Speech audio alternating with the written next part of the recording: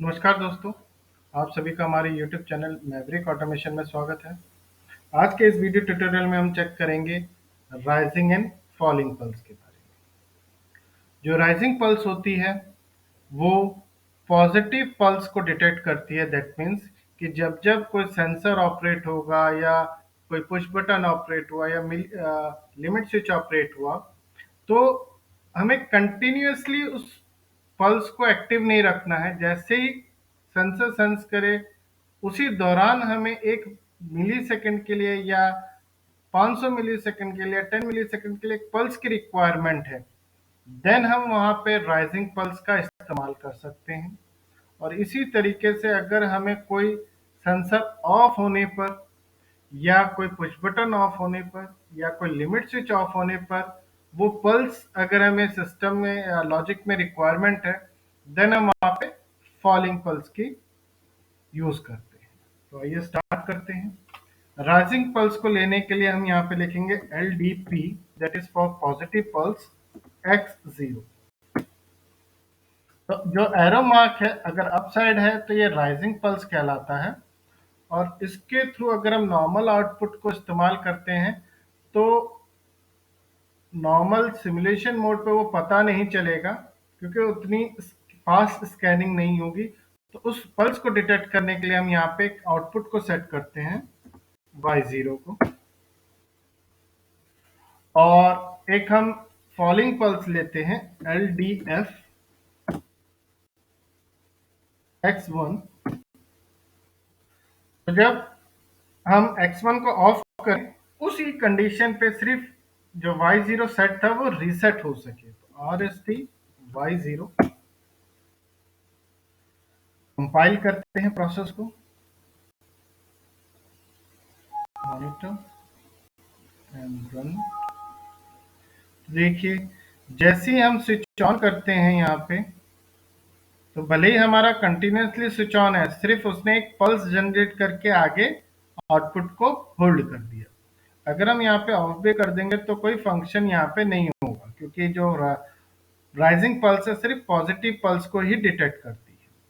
Similarly जब हम negative pulse की बात करते हैं तो हम जैसे ही स्विच ऑन करेंगे तब उस कंडीशन पे जो आउटपुट है वो रीसेट नहीं होगा। जब हम इस स्विच को ऑफ करेंगे उसी कंडीशन पे जो सेट पल्स थी वो रीसेट हो सकती है। जैसे स्विच ऑन किया कोई फंक्शन नहीं है, स्विच ऑफ करेंगे तभी वो रीसेट हो। फोर्स ऑन करके देखते हैं, input on output on, force of किया तो भी एक्टिव है। एंड यहाँ पे जैसे स्विच ऑन करते हैं y0 ऑपरेट रीसेट नहीं हुआ। जैसे ही हम यहाँ पे स्विच ऑफ करेंगे, फोर्स ऑन फोर्स ऑफ करते हैं तो ही वो रीसेट हो पाता है। अगर हमें एक्चुअली में चेक करना है कि कितना पल्स ड्यूरेशन ये ले रहा है राइजिंग एंड फॉलिंग पल्स के लिए, तो उसके लिए हम यहाँ पे एक 1 मिली सेकेंड का टाइमर ले लेते हैं, TMR। तो 1 सेकेंड का जो टाइमर है वो अवेलेबल है T246 स्पेस K10। और फॉलिंग पल्स पल्स के लिए भी एक हम टाइमर ले लेते हैं, TMR T247 K10 या 100 लिख लेते हैं यहाँ पे क्योंकि 1 मिली सेकेंड का टाइमर है। कंपाइल करते हैं, वेट करते हैं, रन करते हैं। तब जैसे ही हम यहाँ से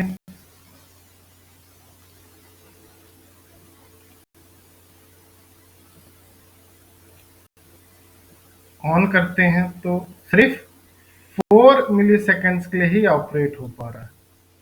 इसी तरीके से अगर हम यहाँ चेक करते हैं तो ये भी सिर्फ 8 मिली सेकेंड के लिए ऑपरेट हो पा रहा है। अगर इसको हम फोर्स ऑन ऑफ करके चेक करते हैं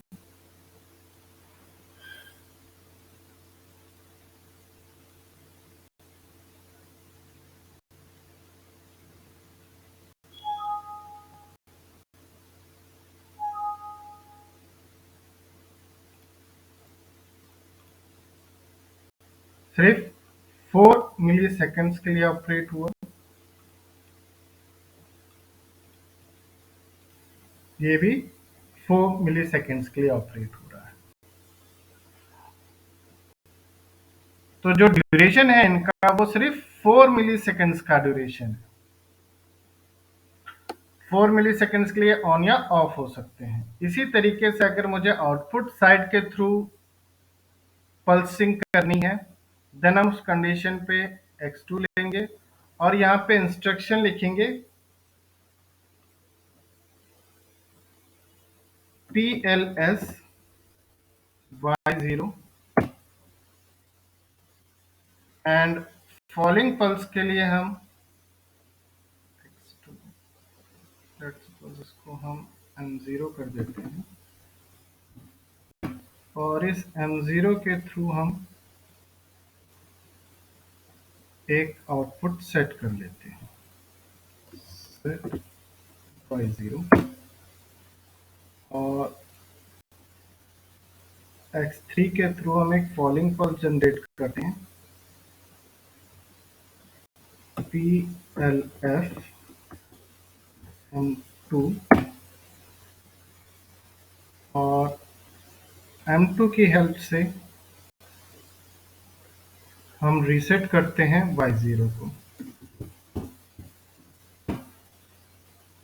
कंपाइल करते हैं, मॉनिटर, रन। जैसे ही हम यहाँ से ऑन करेंगे तो Y0 ऑपरेट हो गया। इसको ऑपरेट करते हैं तो फॉलिंग पल्स था तो कुछ नहीं होगा। जैसे ही हम ऑफ करेंगे तो ही वो रीसेट कर पाएगा। तो इस तरीके से अगर हमें इनपुट साइड से पल्सिंग करना है तो हम यहाँ पे पल्सिंग का ऑपरेशन ले सकते हैं, या आउटपुट साइड से करना है तो हम ये इंस्ट्रक्शन का इस्तेमाल कर सकते हैं, PLS और PLF का। और टाइमिंग वेरीफाई करने के लिए हम टाइमर्स का इस्तेमाल कर सकते हैं कि कितने टाइम ड्यूरेशन के लिए वो प्रोसेस ऑपरेशन था।